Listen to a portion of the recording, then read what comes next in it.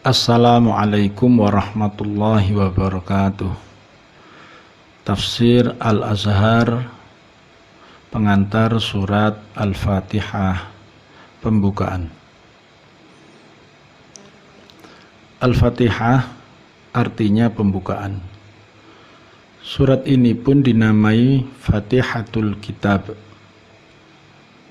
yang berarti pembukaan kitab. Karena kitab Al-Quran dimulai atau dibuka dengan surat ini. Dia yang mulai ditulis di dalam mushaf, dan dia yang mulai dibaca ketika tilawatil Quran. Meskipun bukan dia surat yang mula-mula diturunkan kepada Nabi Muhammad SAW, nama surat Al-Fatihah ini memang telah masyhur sejak permulaan nubuwat. Adapun tempat dia diturunkan, pendapat yang lebih kuat ialah yang menyatakan bahwa surat ini diturunkan di Mekkah. Al-Wahidi menulis di dalam kitabnya Asbabun Nuzul dan Ats-Tsa'labi di dalam tafsirnya riwayat dari Ali bin Abi Thalib. Dia berkata bahwa kitab ini diturunkan di Mekkah dari dalam suatu perbendaharaan di bawah Arsy. Menurut suatu riwayat lagi dari Abu Syaibah di dalam Al-Musannaf dan Abu Nu'aim dan Al-Baihaqi di dalam Dalailun Nubuwah dan Ats-Tsa'labi dan Al-Wahidi dari hadis Amir bin Syurahbil bahwa setelah Rasulullah SAW mengeluhkan pengalamannya di dalam gua itu setelah menerima wahyu pertama kepada Khadijah, lalu beliau dibawa oleh Khadijah kepada Waraqah. Maka beliau ceritakan kepadanya bahwa apabila dia telah memencil seorang diri, didengarnya suara dari belakangnya, "Ya Muhammad, ya Muhammad, ya Muhammad." Mendengar suara itu pun aku lari. Maka berkatalah Waraqah, "Jangan engkau berbuat begitu. Tetapi jika engkau mendengar suara itu, tetap tenanglah engkau, sehingga dapat engkau dengar apa lanjutan perkataannya itu." Selanjutnya Rasulullah SAW berkata, maka datang lagi dia dan terdengar lagi suara itu, "Ya Muhammad, katakanlah, Bismillahirrahmanirrahim, Alhamdulillahi Rabbil Alamin," hingga sampai kepada waladdallin. Demikian hadis itu. Abu Nu'aim di dalam Ad-Dalail meriwayatkan pula tentang seorang laki-laki dari Bani Salamah. Dia berkata, tatkala pemuda-pemuda Bani Salamah masuk Islam, dan Islam pula anak dari Amir Jumawah, berkatalah istri Amir itu kepadanya, "Sukakah engkau mendengarkan dari ayah engkau sesuatu yang telah diriwayatkan daripadanya?" Anak itu lalu bertanya kepada ayahnya, apakah agaknya riwayat tersebut. Lalu dibacanya Alhamdulillahirabbil alamin sampai ke akhir. Sedang kejadian itu di Mekkah. Ibnu Al-Anbari pun meriwayatkan bahwa dia menerima riwayat dari Ubadah bin Samit bahwa surat Fatihatul Kitab ini memang diturunkan di Mekkah. Sungguh pun demikian, ada juga satu riwayat yang diterima oleh perawi-perawinya dari Mujahid, bahwa beliau ini berpendapat bahwa surat ini diturunkan di Madinah. Tetapi entah karena sengaja hendak mengumpulkan di antara dua pendapat, ada pula segolongan yang menyatakan bahwa surat ini diturunkan dua kali. Pertama di Mekkah, kemudian diturunkan sekali lagi di Madinah.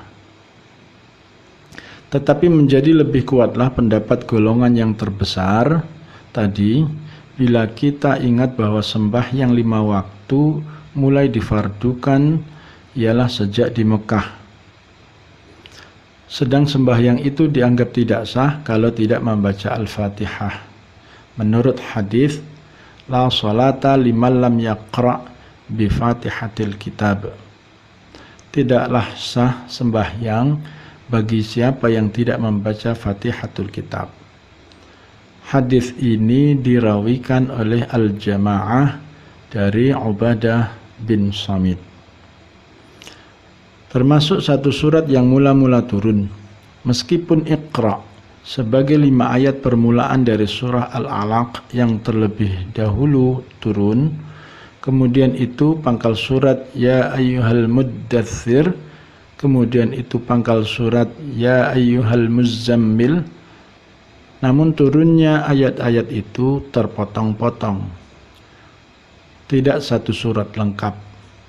Maka Al-Fatihah sebagai surat yang terdiri dari 7 ayat ialah surat lengkap yang mula-mula sekali turun di Mekah.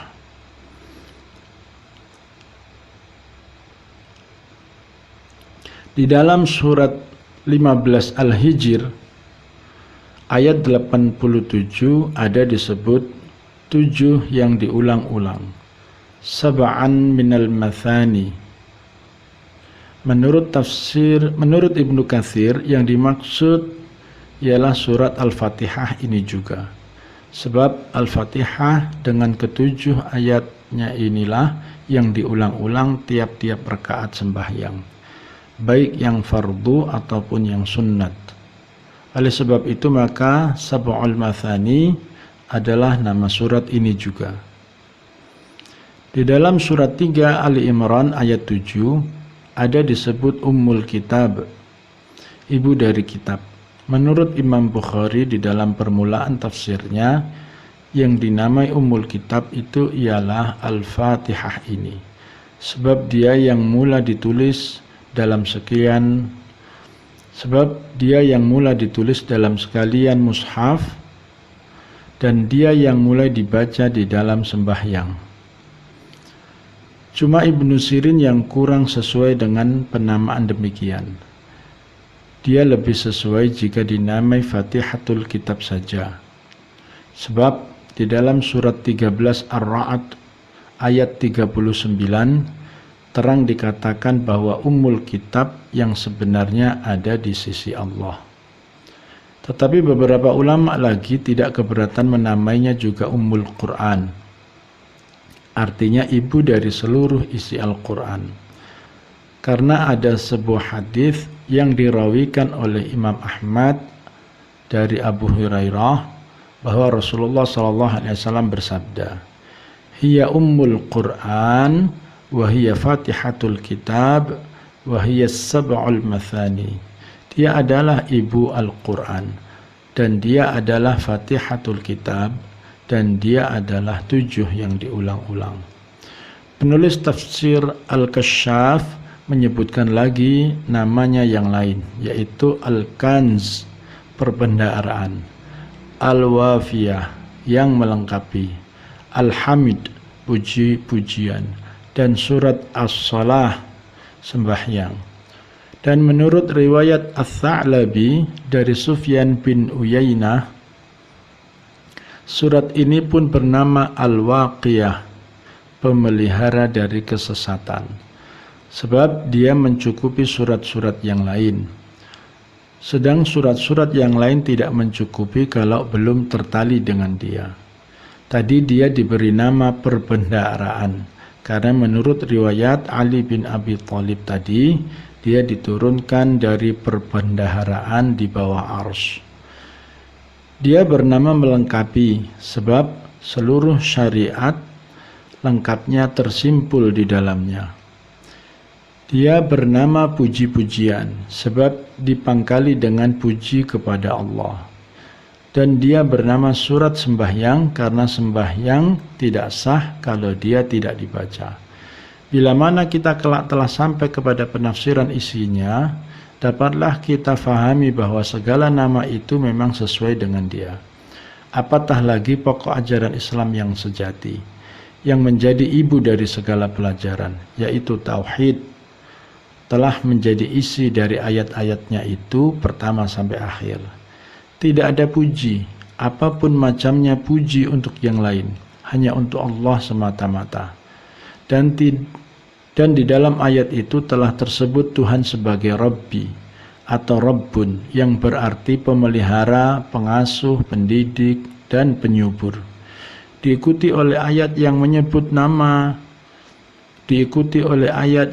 dua nama Allah, yaitu Ar-Rahman yang maha murah dan Ar-Rahim yang maha penyayang. Nampaklah betapa pertalian Khaliq dengan makhluknya yang kelak di dalam Al-Quran akan diuraikan berulang-ulang.